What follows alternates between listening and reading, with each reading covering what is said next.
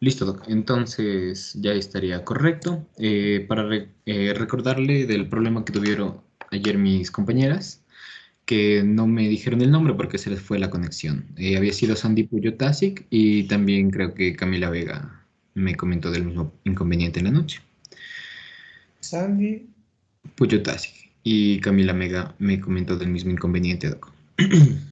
Pero solamente fue las últimas 20 o media hora tal vez, de las 2 horas, Doc. Perfecto. Listo.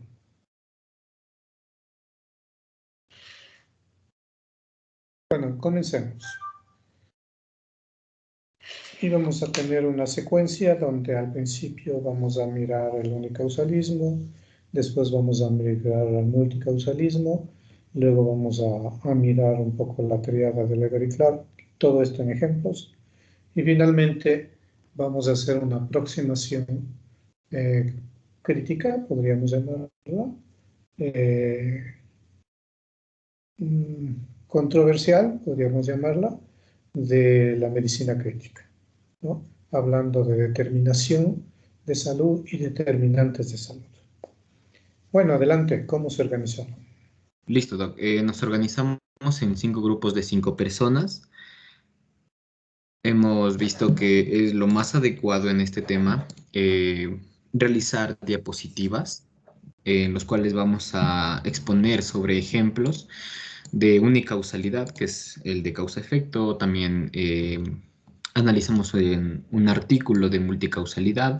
Cada uno escogió una patología distinta para no repetirse. Y finalmente también vamos a hablar sobre un análisis sobre los determinantes de esta patología como tal, Doc. Entonces nos hemos organizado igualmente como sorteamos los grupos de rotación. Entonces el grupo 2 es el que va a iniciar exponiendo. Adelante.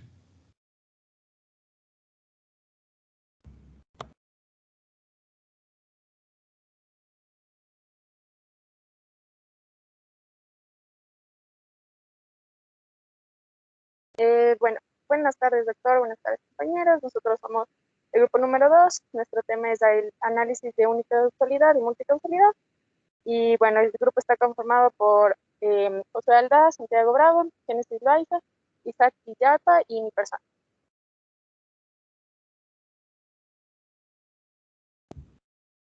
Ya en cuanto al ejemplo de una única causalidad que buscamos tanto en libros como en artículos de una enfermedad fue la más simple de causa-efecto en un sistema mono sería la infección por una estamobastolítica vía oral, cuya va a ser la única prácticamente vía de ingreso que cause en sí una amebiasis intestinal, que va a ser el ejemplo en sí mucho más simple de una relación de unicausalidad.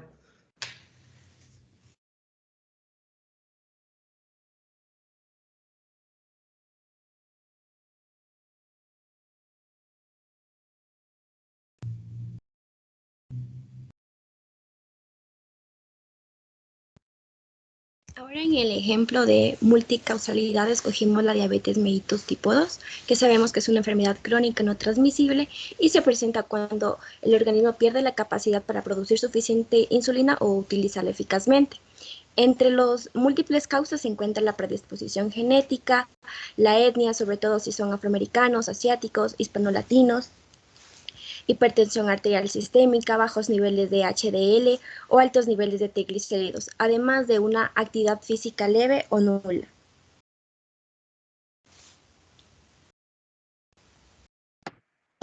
Bueno, continuando con en este caso con las causas que pueden llevar a... No, ya de anterior, por favor.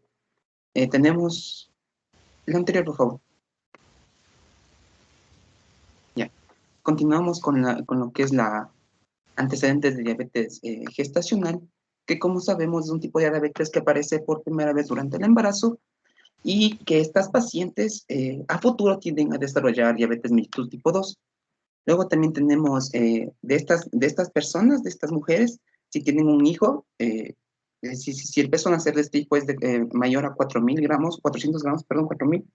También tenemos otros antecedentes como son las enfermedades cardíacas o accidentes cardiovasculares, Como cuarto punto también tenemos lo que es la presencia de lo que es la acanthosis nigricans, que como sabemos es una pigmentación en la piel especialmente en zonas de que son, es una pigmentación oscura en ciertas zonas de la piel, que nos da indicio de que la persona puede tener riesgo de tener diabetes, especialmente esto serían personas obesas, como ya vimos, también es un factor de riesgo para que la persona pueda padecer diabetes tipo 2. También tenemos en el síndrome de ovario poliquístico, que en este caso se ha visto que incluso en mujeres jóvenes corren el riesgo de desarrollar diabetes tipo 2, las mujeres que tienen el síndrome de ovario poliquístico. Y por último, se ha visto más prevalencia en el sexo femenino, especialmente en mujeres que son menopáusicas. Por último, cabe recalcar que todos estos factores anteriores no involucran factores sociales, que ya lo vamos a ver más adelante, pero sin embargo, estos últimos podrían desencadenar o ser mediadores sobre algunos de los factores propuestos por los organismos antes citados.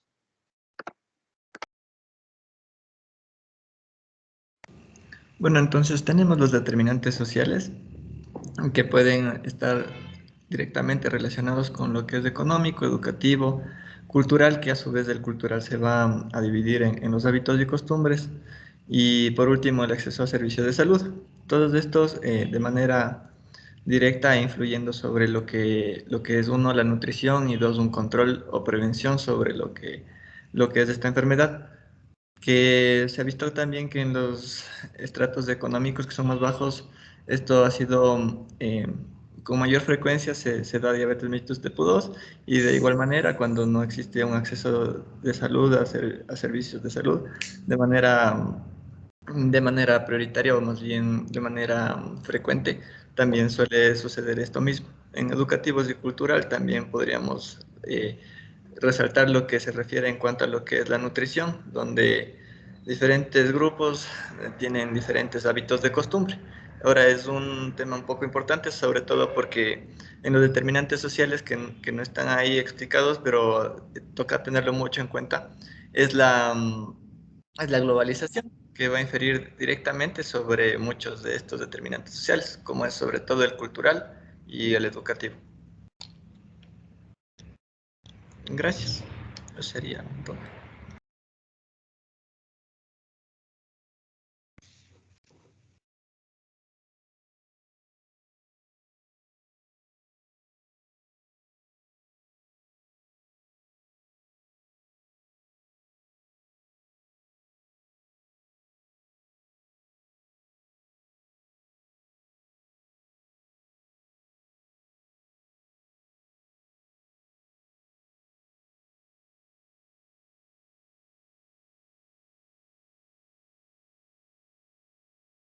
Buenas tardes compañeros. Bueno, nuestro grupo está compuesto por Madeline Ferrer, Sebastián Fuentes, mi persona Carla García, Ronald Jiménez y Ricardo Pazmeño. Entonces les vamos a presentar nuestro ejemplo de causalidad y de multicausalidad y determinantes sociales. Síguele, por favor. Ya. Primero tenemos el ejemplo de unicausalidad. En este caso, la causa sería el virus SARS-CoV-2 y el efecto sería la enfermedad por COVID-19. En este caso, la enfermedad por COVID-19 va a ser únicamente producida por este virus SARS-CoV-2, que pertenece a la familia, es un virus ARN de la familia de los coronavirus, que puede entrar por diferentes vías, especialmente mucosas, y va a producir varias alteraciones dependiendo de las vías de entrada. Pasa, por favor.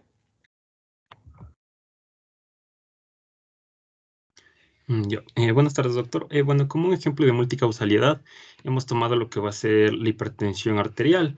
Algo importante de esto y por qué lo tomamos es porque aunque la etiología no es exacta, se conoce que varios factores de riesgo van a estar asociados a la misma. Entonces, varias causas van a producir el mismo efecto, que va a ser, en este caso, la hipertensión. Entre estos vamos a tener la edad, que si bien sabemos la edad al avanzar, va a aumentar lo que es la presión arterial, la obesidad, antecedentes familiares. De igual manera, se sabe que es 2 veces más común que personas que han tenido padres hipertensos sufran la misma enfermedad, la raza, el número perdón, la dieta alta en sodio, el consumo excesivo de alcohol y la inactividad física. Entonces, todos estos van a llevar o sea, todas estas causas llevan un efecto común que va a ser la hipertensión arterial. Sin embargo, vamos a tener además otras causas, como son, como ya las que les voy a decir mi compañero. Por supuesto, en este caso, para que se determine propiamente una patología como tal, no solamente es necesario las causas primarias o principales dentro de estas, sino que también hay que tener en cuenta que puede ser desarrollado por otro tipo de causas o causas secundarias o muchas veces llamadas exógenas. Y en este caso, distintas causas secundarias o exógenas dentro de las principales que nos pueden causar o determinar una hipertensión en pacientes pueden ser distintos o una amplia gama de medicamentos que pueden ser recetados de venta libre, que al no existir una conciencia adecuada de estos y de cómo es la manera correcta de su uso, nos pueden determinar hipertensión en las personas. De la misma manera como el uso de drogas ilícitas, principalmente las metanfetaminas o cocaína, los cuales pueden aumentar de manera drástica la presión arterial de los pacientes. Asimismo, también como aldosteronismos, enfermedades de renales primarias, fallas de renales como tal.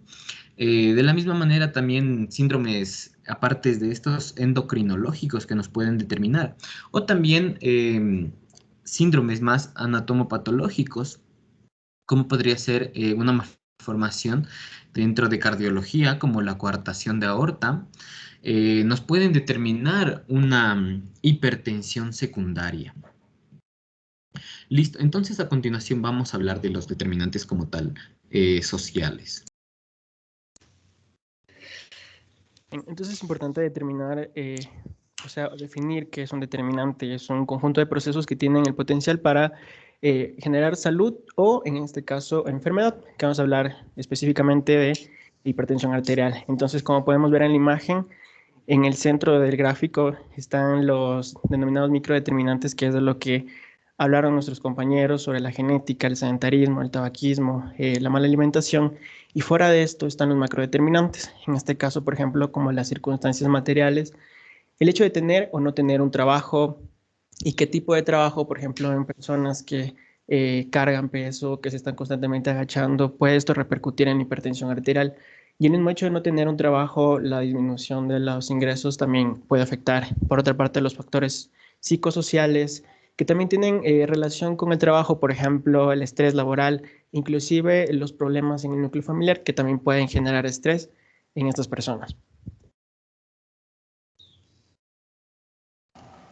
Ya por otra parte tenemos la posición socioeconómica que hace referencia tanto al nivel educativo como al estrato social al que pertenecen quienes padecen hipertensión arterial, debido a que el nivel educativo influye de manera muy importante, ya que mientras más bajo sea el nivel educativo de las personas, nos indica el desconocimiento de la enfermedad, así como del estilo de vida adecuado que deberían llevar, o por otra parte, cuando tienen que tomar su tratamiento no lo hacen de manera adecuada, ya sea porque no saben leer o porque no entienden cómo deben hacerlo.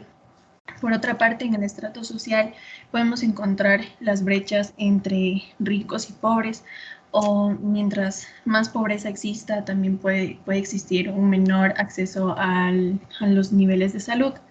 Y finalmente, el contexto socioeconómico y político, que viene a ser el último factor macrodeterminante, en el que influyen mucho las políticas estatales con respecto a la cobertura de salud, o también si es que las personas están afiliadas o aseguradas pues a un servicio de salud donde puedan acceder y atenderse de manera adecuada.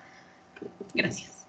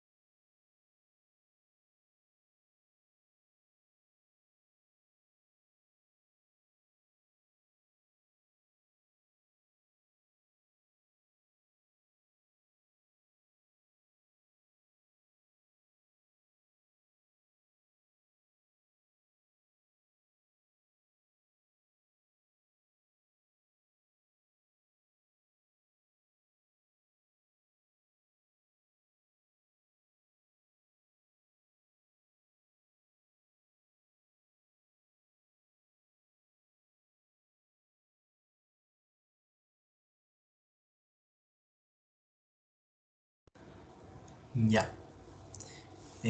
Buenas tardes, doctor. Buenas tardes, compañeros. Nosotros de igual manera vamos a hacer un análisis acerca de unicausalidad y multicausalidad.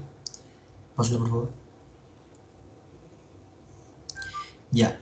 La causa y efecto se basa en la idea de que toda acción va a provocar una reacción, o una consecuencia o un resultado. Es decir, la causa como tal va a explicar la razón por la que algo sucede. En cambio, el efecto es la descripción de aquello que ya ha ocurrido, que ya ha sucedido.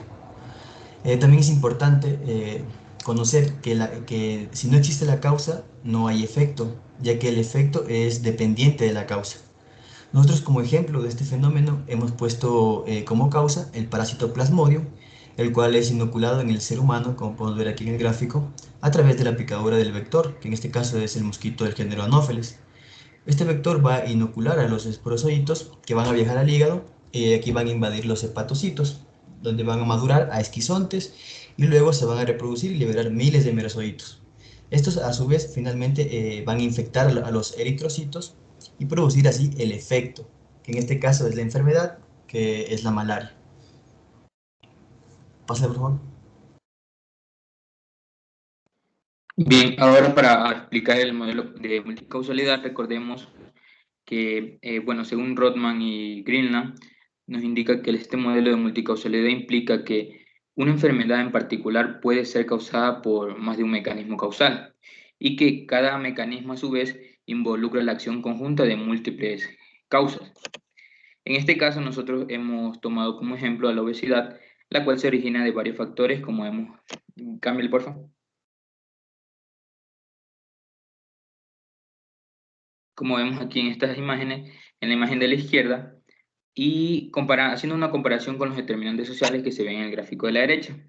Empezando con el aspecto psicológico del individuo, bueno, se considera que las personas con obesidad mórbida son psicológicamente diferentes, debido a que están asociados con consecuencias psicosociales debilitantes como es la depresión, la ansiedad, la baja autoestima, y a su vez estas consecuencias psicosociales determinan patrones de comportamiento y modelos de personalidad que tienen una influencia sobre lo que es la ingesta calórica y sobre el gasto de energía, que en consecuencia se da la ganancia de peso.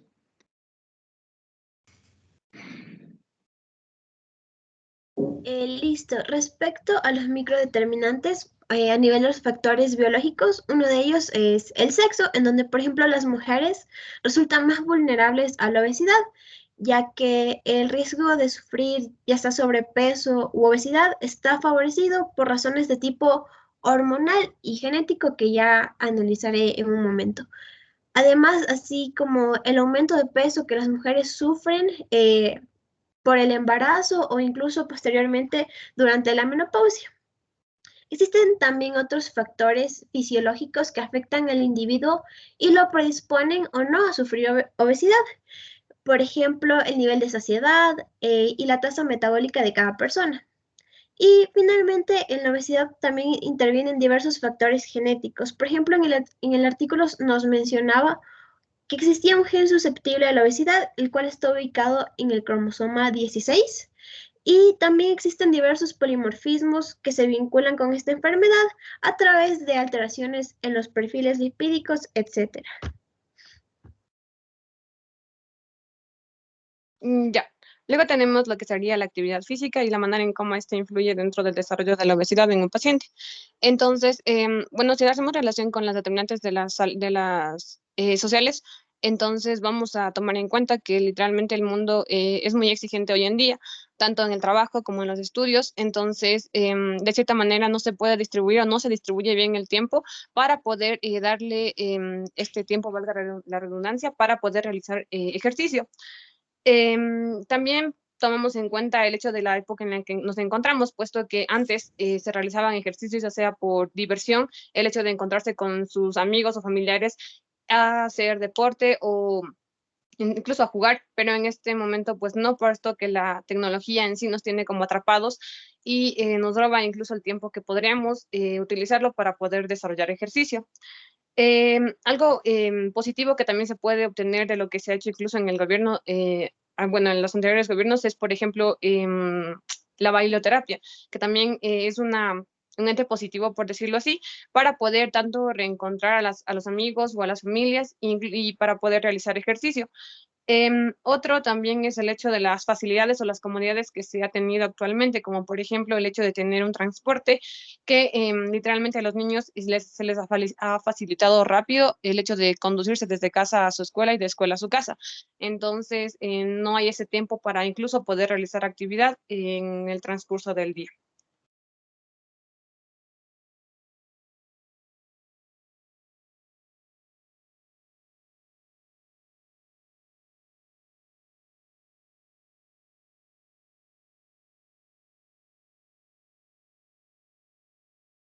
Bueno, esta es la bibliografía, muchas gracias a todos. Gracias también.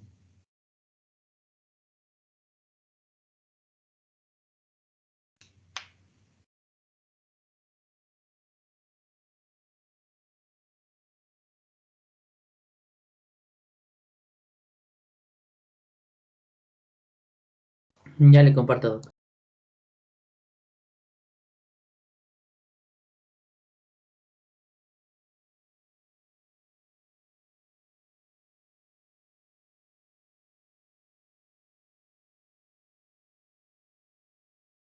Sí se ve. Se ve. Sí, Lenin, sí se ve. Sí, sí, Lene. Ya, buenas tardes, doctor. Buenas tardes, compañeros. Nosotros también vamos a explicar acerca de los ejemplos de causa y efecto y multicausalidad. Pásale, por favor.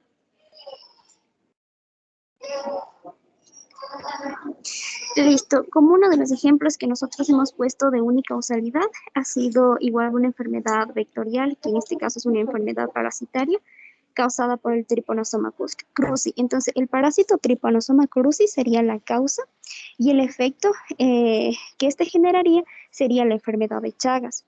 Entonces, como vemos en las imágenes, está el parásito y está la enfermedad en su fase aguda. Entonces, ese sería nuestro ejemplo. Ahorita vamos a explicar también acerca de los determinantes sociales que podría estar influyendo en la presencia de este tipo de enfermedad. Bueno, muy buenas tardes. Sí, en este caso también mencionamos acerca de determinantes sociales porque no son, digamos, la causa primaria de esta enfermedad. Como podemos ver, el que está influenciando en este caso, el que se dé la enfermedad de Chagas es el Trypanosoma cruzi. Los determinantes sociales serían circunstancias de la vida cotidiana de las personas, las cuales pueden influir a que predispongan a este tipo de enfermedad.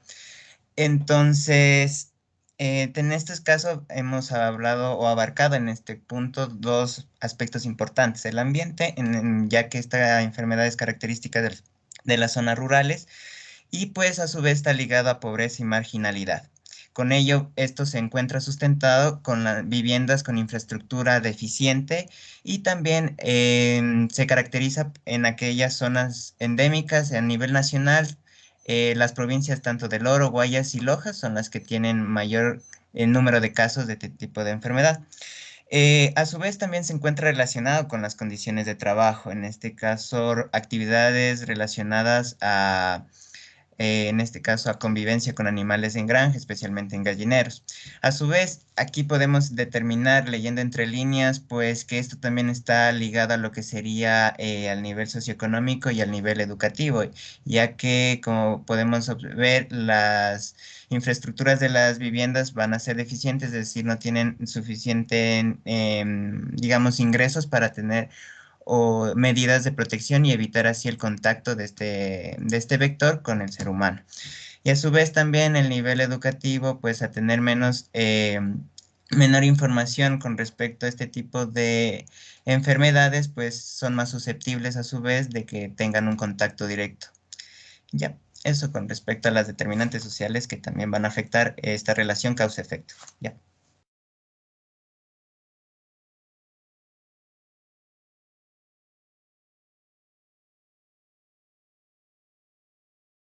Ya, bueno, a continuación vamos a presentar lo que es nuestro artículo que, bueno, fue publicado en el año 2016 y trata sobre la disparidad social, los factores de riesgo y la enfermedad renal crónica. Bueno, como se menciona aquí al comienzo de este artículo, tenemos que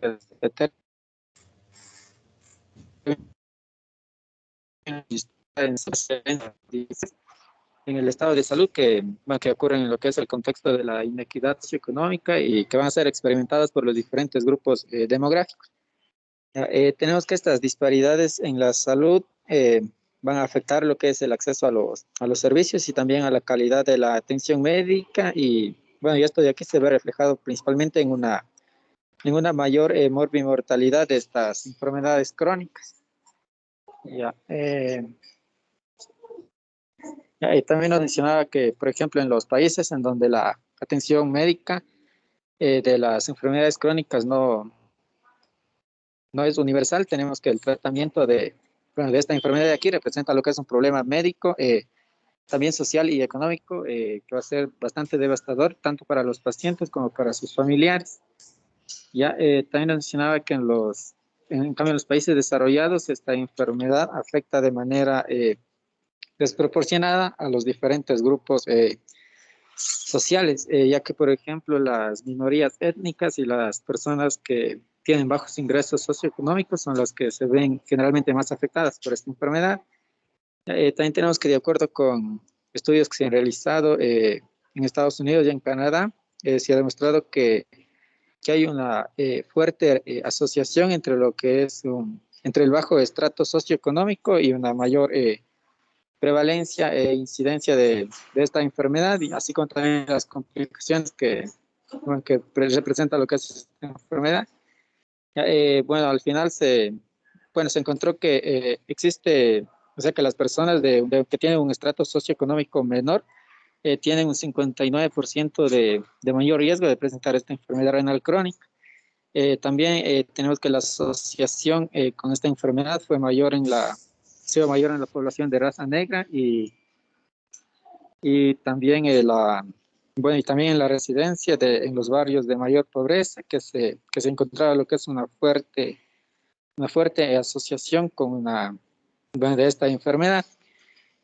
Por otro lado, tenemos que en Europa, así como también en Suecia, Reino Unido y, en estos países, Suecia, Reino Unido y Francia, también se ha encontrado una fuerte asociación entre esta enfermedad y el estado socioeconómico de la población.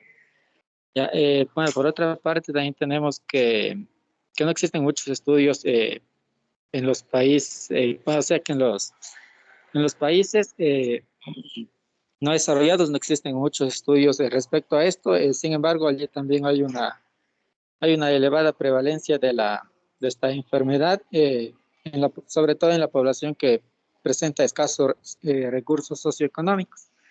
Y por último tenemos que en Centroamérica últimamente se ha descrito lo que es una nueva entidad de afección renal que se denomina nefropatía mesoamericana, y esta afecta principalmente a los trabajadores pobres que laboran en condiciones de trabajo, en malas condiciones de trabajo, a temperaturas ambientales extremas y con periodos prolongados de deshidratación. El asiento. Bueno, yo les voy a hablar acerca de los determinantes de la enfermedad renal crónica. Sobre todo les voy a hablar acerca de estos que se relacionen de los comportamientos de las personas en la salud y también de estas mismas personas en cuanto al acceso a los cuidados de la salud. Como primero tenemos que la falta de la información es la principal fuente de los problemas que tienen este tipo de personas, sobre todo en las medidas preventivas, obviamente para que las personas no sean afectadas por estas. También la falta de conocimiento en medidas de contingencia, o ya sea en la forma de actuar de esta durante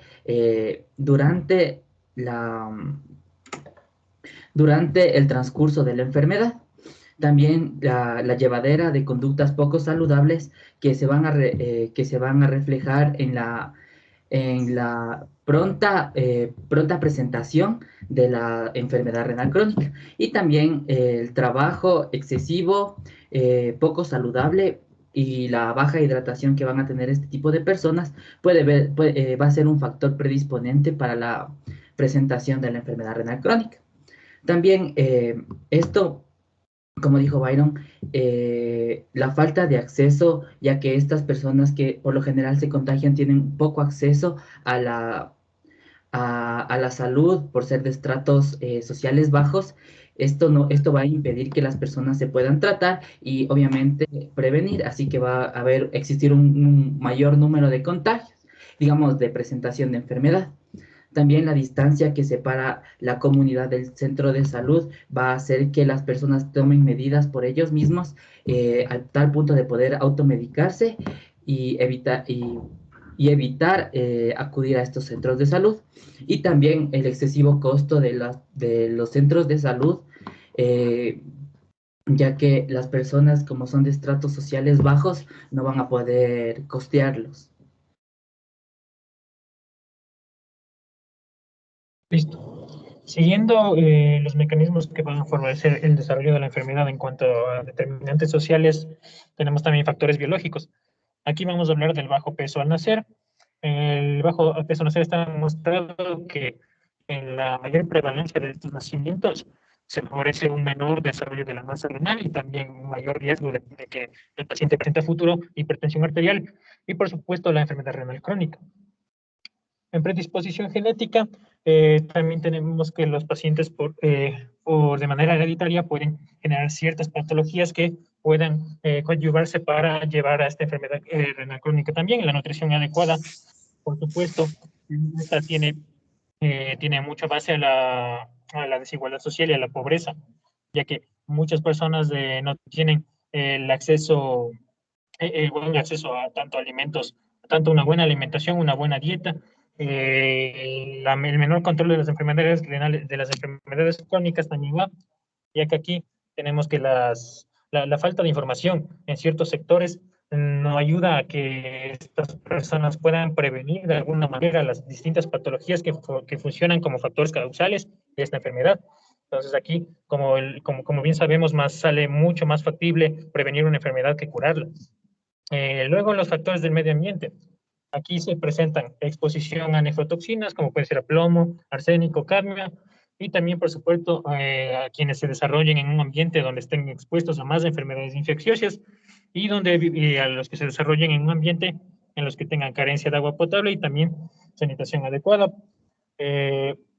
Y para concluir todo este tema, podemos decir que un bajo estrato socioeconómico, independientemente de cualquier patología que estemos estudiando, va a generar tanto ansiedad, estrés, depresión y angustia.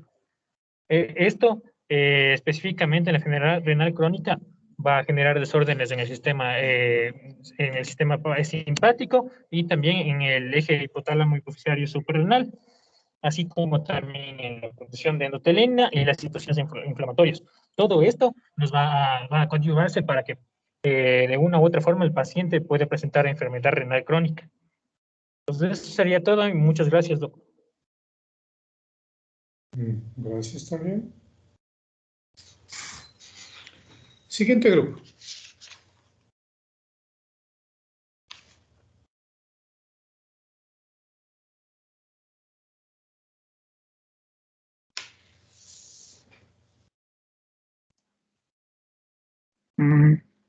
Listo, Doc. Sí se puede ver la pantalla.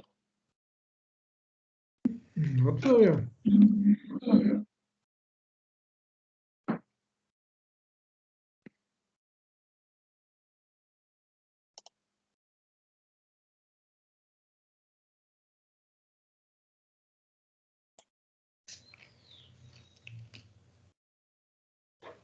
Ya, ahí creo que ya se puede ver la pantalla. Ahí está.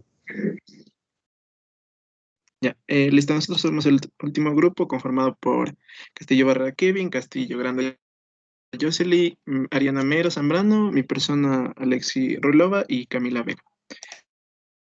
Bueno, en el ejemplo de unicausalidad, igual que mis otros compañeros que ya lo han demostrado, básicamente nosotros tenemos aquí a una infección bacteriana. En este caso sería el postulado que el consumo de carne de cerdo crudo sin un registro sanitario, por ejemplo, antiguamente en los mercados, el consumo de este tipo de carne, en este caso hemos puesto la fritada, al contener los huevos y posteriormente los quistes de la Taenia solium, y al ser consumido por el humano como tal, llega a desarrollar un cuadro de neurocisticercosis. Obviamente, este caso de unicausalidad también toca mencionar el dato de la cadena epidemiológica, así como cualquier tipo de infección bacteriana, viral o parasitaria o incluso micótica. Y en este caso, rápidamente, tenemos que el agente infeccioso sería los quistes de la Taenia solium, el reservorio sería a nivel de la carne cruda de cerdo, posteriormente el huésped sería el humano, obviamente, y tanto la vía de entrada sería la oral, mediante la alimentación, y la vía de salida eh, igualmente sería a nivel fecal o a nivel nervioso, pues en el sistema nervioso. Y la vía de transmisión, pues la alimenticia como tal.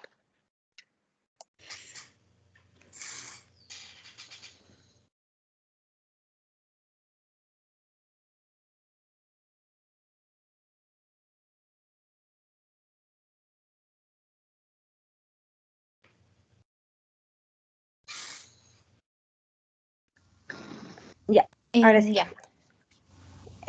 Bueno, entonces voy a explicarles un poquito acerca sobre la imagen de los determinantes de la salud. Pues bueno, en la primera tenemos que la biología y la genética que van a jugar un papel muy importante en los determinantes de la salud, porque estos son factores más bien individuales, entre ellos hablan el sexo, la raza, la etnia, y de estos van a tener poco control. Las tres siguientes capas que encontramos en los determinantes de la salud, estos van a representar determinantes ya más bien sociales y si hablamos solo de la capa 2, habla sobre las redes comunitarias que incluyen las relaciones tanto familiares, de amigos, de socios, vecinos y otros miembros de las redes sociales. Luego también encontramos las condiciones materiales diarias, y en la capa 3 es donde la gente vive y trabaja. Estos incluyen condiciones físicas de las viviendas, seguridad en el empleo, ambiente de trabajo, acceso a la atención médica, calidad asistencial y otros sistemas importantes como también el transporte y lo que es lo público.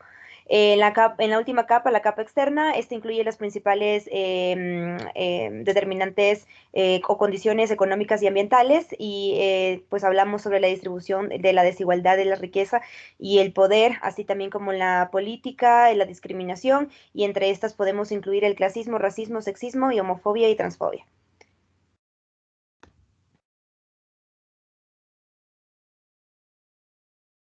Listo, para continuar, bueno, doctor, nosotros lo que hicimos, sacamos esta información de un artículo llamado The Role of Social Determinants of Health and HIV. Y bueno, aquí, ¿cuáles son los roles de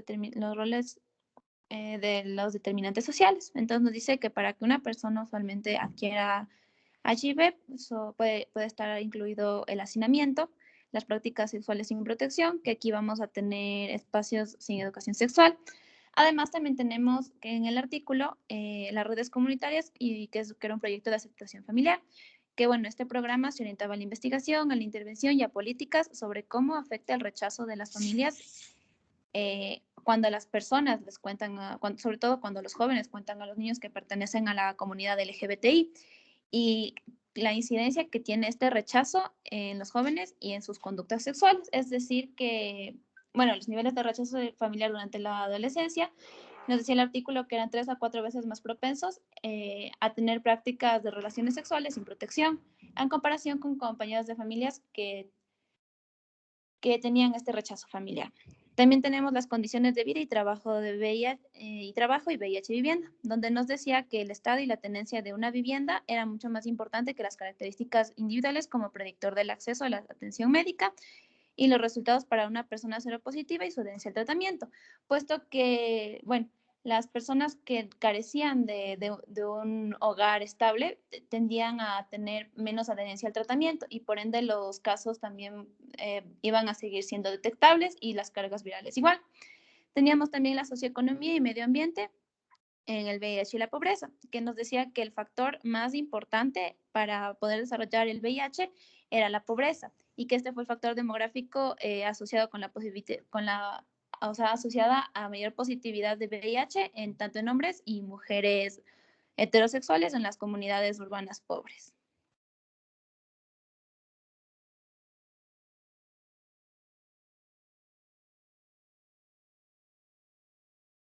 Bueno, y ya para terminarlo, en el contexto de la pandemia, escogimos este ejemplo del COVID, la causa del SARS-CoV-2 y el efecto va a ser el COVID con el síndrome respiratorio agudo, de estrés respiratorio agudo. Hicimos que tiene sus determinantes, entre ellos, obviamente, para no complicarnos, hombres más que mujeres por los receptores ARA2 que tienen.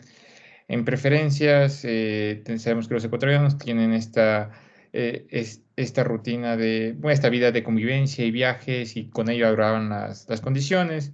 En factores comunitarios, sabemos que los transportes públicos existen aglomeraciones. Pásale nomás. Pásale. Y continuando con esto, también intervienen los servicios de atención de salud, donde lamentablemente por la saturada logística que llevó el Ministerio de Salud Pública por la falta de vigilancia en la comunidad y el acceso, pues no quedó realmente cubierto a nivel de toda la población, igualmente por falta de educación a la misma. También existen ciertas condiciones de vida y de trabajo, por ejemplo, la cierta población con falta de acceso a servicios básicos, entre ellos el agua potable, que no les permitía un correcto lavado de manos. También la inadecuada educación, como ya lo mencioné anteriormente, y también existió o existe la alza de tasa de desempleo debido a la crisis económica que fue secundaria a la pandemia. Y entre los factores sociales, económicos y ambientales están, por ejemplo, las medidas que se tomaron en pandemia, el cierre de aeropuertos, fronteras y puertos, y el cese de las importaciones que redujo el comercio, lo cual provocó una recesión económica. También otras medidas como el estado de excepción por las nuevas variantes o las nuevas cepas, igualmente la restricción de la movilización de vehículos personales, a su vez que aglomeró esto a la población en el transporte público. Y todo esto confluye en una brecha de desigualdad social. Gracias.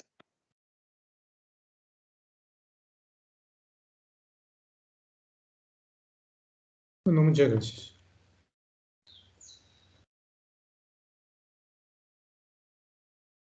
Les quiero hacer notar un detalle.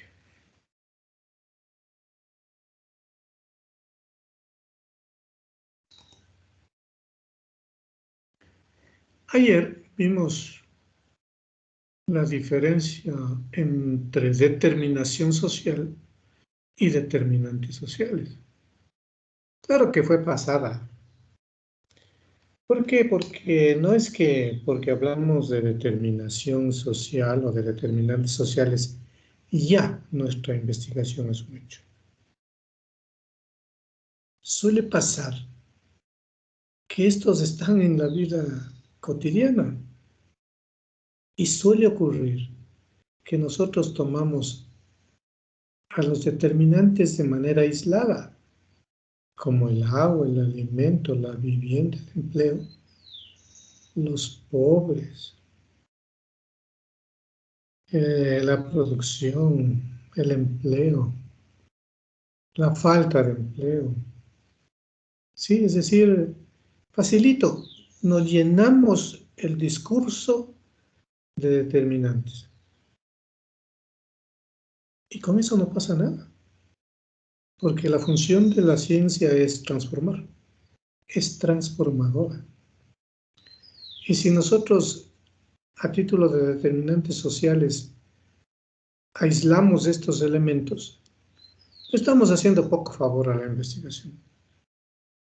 Entonces vamos a hacer el esfuerzo de hablar de determinación social. ¿Sí? Determinación social. Esa va a ser la punta de lanza en nuestro análisis. Y entonces vamos a evitar el que a la causa y efecto antecede si yo me como carne de cerdo semicocida, tengo huevos de tenia y estos viajan al cerebro. Y antes de la carne cruda puede estar el asadero inadecuado, la técnica inadecuada, y antes de eso puede estar la alimentación incorrecta del cerdo, puede estar, por supuesto, la alimentación contaminada que se le da al cerdo, y eso pasa por la falta de aseo e higiene de los que cultivan estos animales. Entonces ahí hay una lógica, ¿no es cierto? Hay un encadenamiento, hay un sistema que va generando pequeñas determinaciones para que vayan apareciendo otros efectos, hasta llegar al que yo quiero estudiar. Ahora, puedo yo ponerme a pensar, todos los ejemplos que ustedes pusieron, ¿pueden terminar en determinación social? Es la pregunta. Y yo mismo me contesto, sí. Y entonces, todos los ejemplos que ustedes pusieron quedan como una condición de que cuando hago investigación utilizo el pensamiento intelectual más avanzado de la investigación para hacer la misma, para hacer mi investigación. Y entonces, ¿qué estoy diciendo en otras palabras? Que no me apunto a la causa-efecto, ¿no es cierto? Que no es que no haya investigación. Eso es, como les decía ayer, el pan de todos los días en la investigación. Pero ¿cómo ha contribuido ese pan de todos los días que se hace en el gran desarrollo y que aparece en grandes revistas, reproducida aquí? No contribuye en nada. Porque aquí necesitamos establecer con seriedad las determinaciones sociales de esa causa-efecto, de esa multicausa y efecto. ¿Ya? Entonces, el reto que les invito a ensayar es la determinación social. Y no solo nos vamos a quedar en ese reto. Voy a invitarles a hacer un esquema de relaciones de la determinación social del COVID. ¿Por qué? Porque ahora el COVID, a diferencia del VIH, que está clarísimo, ¿no es cierto? Todo lo que ha creado como determinantes sociales, ¿sí? Y que puede hacerse un estudio de determinación social, pero ya le cerraron con legislación y con normas y que nadie debe saber quiénes son y que la medicación tiene que ser gratuita y oportuna. En fin, ya, ahí se quitó ese tema. Pero el COVID, ese sí es virgen. Sí, y todo el mundo está pensando en el virus. Maldito virus. Que se muera el virus. Todo el mundo grita. Maten el virus. Y ese virus sigue reproduciéndose y adaptándose de la manera más inteligente. Y entonces, a cada de los 5 grupos que acaban de presentar, les voy a pedir que armen un esquema de relaciones, no una bibliografía, no párrafos, no razonamientos lógicos, sino un esquema de relaciones que permita identificar cuáles han sido las dinámicas que han llevado a los que se enfermaron de COVID. No todo el mundo se ha enfermado, ¿no es cierto? No todo el mundo que se ha enfermado se ha muerto. Se ha enfermado un porcentaje de la población. De ese porcentaje se ha muerto un porcentaje. Y entonces vamos a hacer un recordatorio. Van a leer, ¿no? Pero van a leer con astucia, críticamente, para ver qué podía explicar aquellos que finalmente terminaron enfermándose.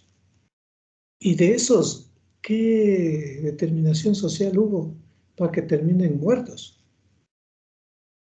Sí, a ver si es que aportamos en algo a esta causa-efecto de moda que es el virus versus el SARS-CoV versus el COVID. Sí, no podemos quedarnos ahí. Los académicos no podemos quedarnos ahí, y ustedes son académicos. Así que queda esta actividad pendiente. Así que la veremos en un pedazo de la próxima reunión de lunes para mirar este detalle justamente, que es una de las cosas que debería llamarnos la atención y a ver si es que nosotros logramos desembarazar este ovillo gordiano. Entonces, hasta ahí llegamos, ¿no? Se acabó el tiempo. ¿Alguna pregunta?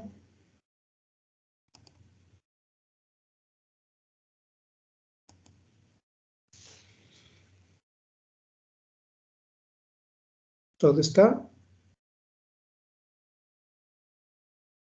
Sí, creo que sí, todo está claro. Perfecto. Entonces, empezamos la tercera semana, la próxima semana. Listo, ya nos hemos igualado un poco porque estábamos desiguales.